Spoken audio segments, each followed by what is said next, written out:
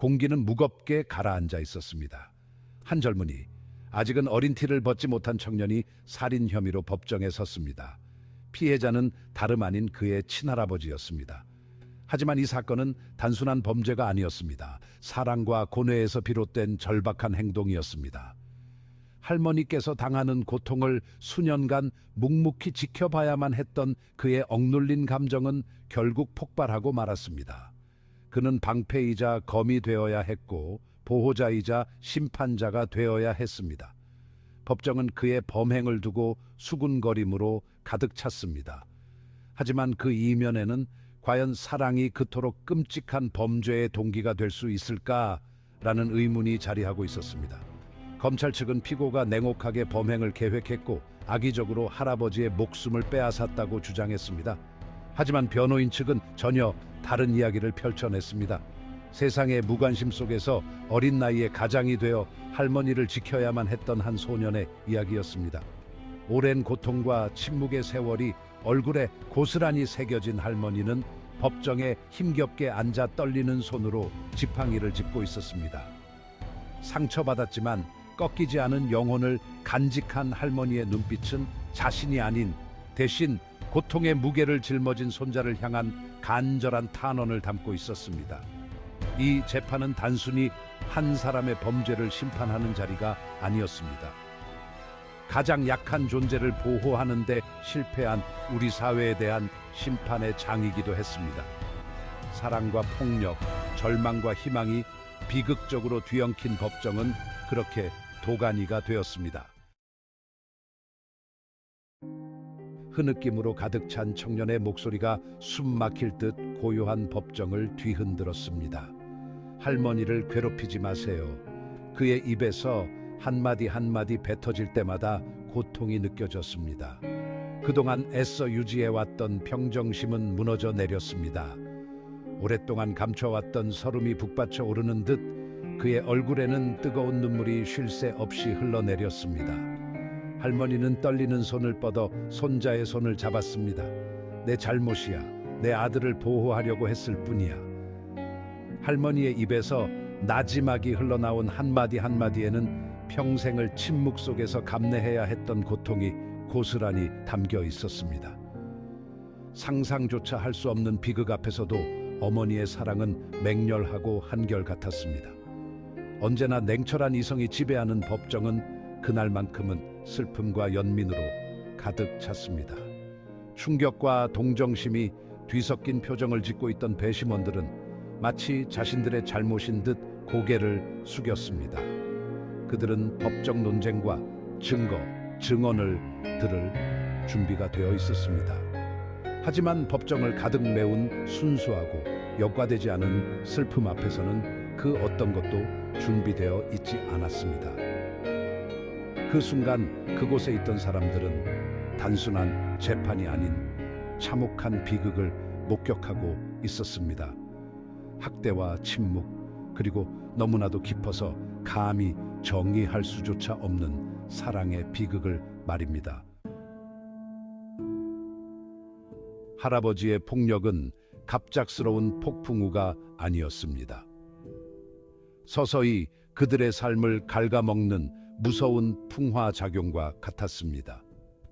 할아버지의 학대는 그들의 삶을 피폐하게 만들었고 남은 것이라곤 두려움과 체념뿐이었습니다.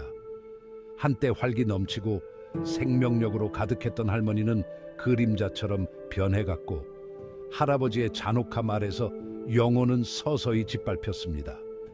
할머니의 고통을 묵묵히 지켜봐야만 했던 어린 손자는 그 모든 것을 고스란히 견뎌내야 했습니다.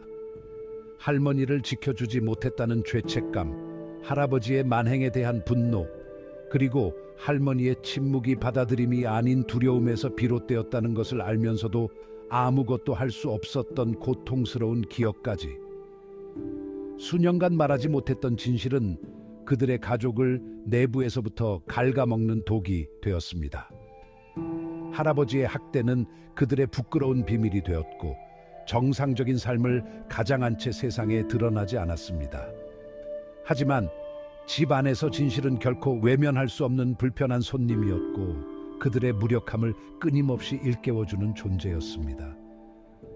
이제 법정이라는 차가운 현실 속에서 그들의 침묵이 남긴 상처는 만천에 드러났습니다.